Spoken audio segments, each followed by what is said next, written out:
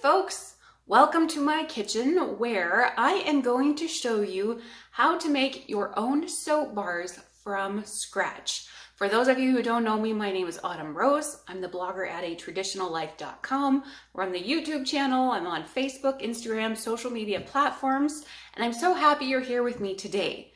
Now this soap making recipe I'm going to show you, just to explain and help you understand the process, is very, very simple. It uses two ingredients, which are beeswax and beef fat.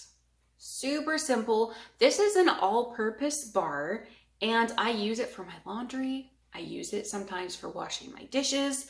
It's a great bar to have on hand, and it's a great spot to start if you're brand new to soap making and just need to see a sort of example of the process. So let's run over the equipment and the things you're going to need for this recipe or when you're making any type of soap bar.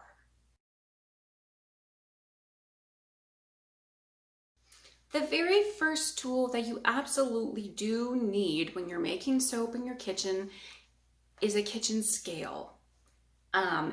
You cannot measure out your fats and your lye and different things by cup, or you might not get the results you want with your soap bar. It's really important to have accuracy in your soap making. So you can just get, a cheap kitchen scale that goes ounce by ounce or gram by gram.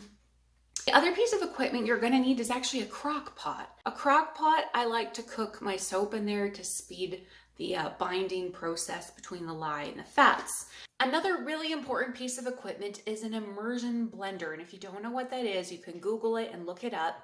But basically, once your fats have warmed up and you've mixed your lye in, you let it all cook for a tiny bit in the crock pot till it kind of gets foamy and bubbly. And then you need to take your immersion blender in and blend the lye and the fats together until you get a thick, sort of pudding-like consistency. Now, in this video, you're going to actually see me use a KitchenAid mixer because that's what I learned with. But you have to be very, very careful with it because a blender like that whips air into your soap. It can become a very bubbly mess, and very quickly it will overflow your crock pot. So where you see me using the handheld blender in this video, I want you to use an immersion blender and blend it up that way, and you won't have to worry about things bubbling over on you. Now, you do need fats. This is tallow, and a lot of soap recipes you'll see they call for olive oil or avocado oil or coconut oil. There's a lot of different fats and oils you can use for your soap. In this one, we're using tallow. We've got our beeswax, and then the other thing you absolutely have to have is lye crystals. And I know my camera is showing this backwards, but you can go to your local hardware store and just tell them, hey, I'm looking for lye crystals, and they'll direct you right to them.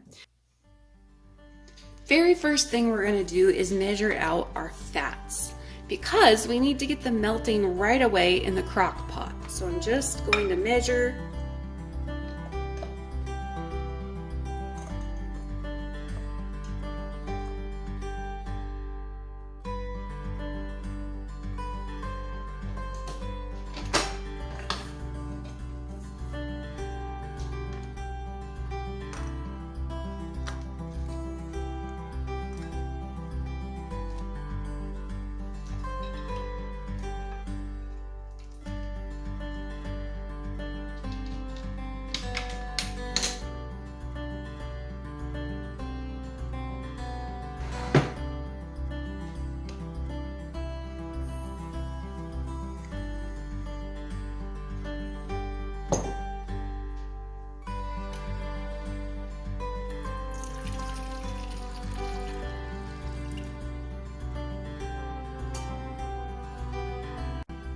So folks, you and I have got to talk about mixing our lye crystals into our water. Now this is the most intimidating part of soap making. A lot of people get nervous when it comes to this part, the process, and they should. Lye is a very alkaline and a very caustic substance. You don't want to breathe its fumes, and you don't want to get it on your skin because it will burn it. So a lot of people do, elbow rubber gloves, goggles. Make sure you have something on your feet.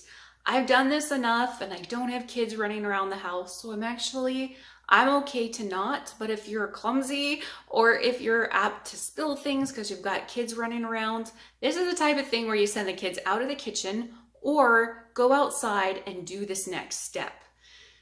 If you're doing it in your kitchen, put the stuff on your stove, turn on your hood range vent, and make sure you've got good ventilation going through your home. Now, the last bit of equipment you need, you're gonna need either a stainless steel spoon or a wood spoon that you're okay kind of trashing. You're gonna use that to mix your lye and your water together. Now, before I take you over to the stove and show you the process, I just wanna take time to point out here that you never, ever, ever mix your water into your lye. Always go the other way around. You measure out your water, you get it ready, and then you slowly add your lye crystals. Doing it the other way can lead to a really violent bubbling reaction if you go fast. And so always, always, always lye crystals into water. The first thing I'm gonna do is put down a glass baking dish just in case my mixing container were to crack. Now I'm gonna use this Pyrex, actually it's a Pampered Chef measuring bowl, and this handles heat really well. This is not something you want to do in a canning jar because the heat will crack it. And then this is my nasty old wooden measuring spoon. You can see the lye has eaten it pretty well. And I'm just going to come over and measure in our water, and then we're going to pour our lye into our water.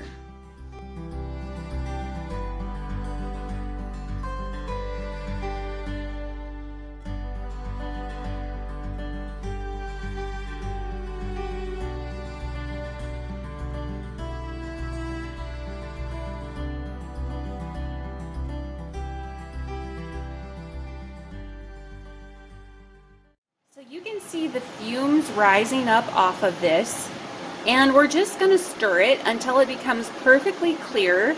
And then once our fat is ready, then this can be poured directly into the fat.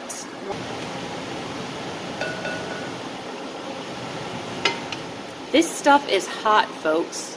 You touch the sides of the container, it's so hot I can't even keep my hand on it. All right, let's check our tallow and our beeswax again. It's almost done. There's a few little lumps in here, so I'm going to turn the crock pot down to low. In fact, you could almost put it to keep warm. You don't want it to get too hot. Most of these floating bits are actually the beeswax. Beeswax is always the slowest to melt. All right, it's time to pour our lye water into our fats because everything is melted. So let's go about doing that.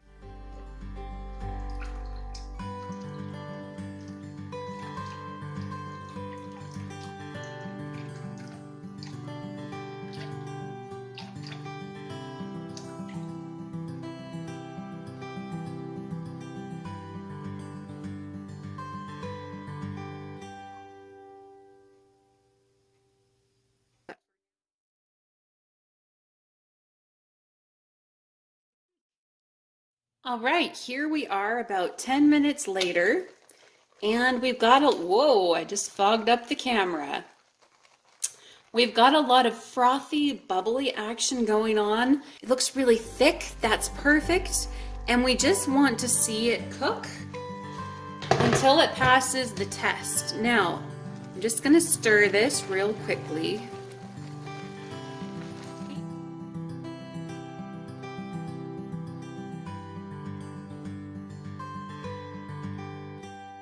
At this point, this is where you would use your immersion blender, a stainless steel immersion blender. Just stick the bottom underneath that cooking soap and just blend it until it has like a pudding, like kind of like an even consistency.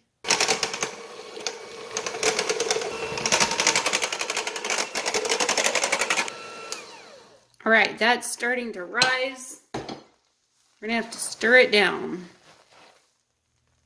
That's what you got to be really careful of. If you have an immersion blender, you won't hit this point. I don't know if you folks can see that, but it's really rising up because I whipped that air into it. There, we've got a really thick, goopy substance. There's no oils separated from the lye. It's just one big, kind of thick, mushy mess, and that's what we want to see.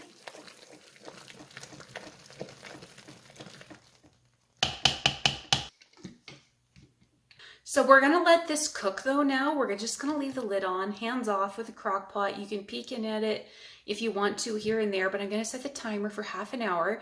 Then we're gonna come back and we're gonna test it and see if it has reached the proper point yet. And I'll show you how to run that test and to tell when you've reached that stage. Hey folks, here's the deal. YouTube only lets me put out videos that are so long, and I just couldn't fit everything you needed to know about making soap into one video. So there's gonna be a second part to this. It'll be in the description below. Go there, check it out, because I want you to be able to make your own soap at home with confidence, and I wanna walk you through it from start to finish. So be sure to go there and check it out.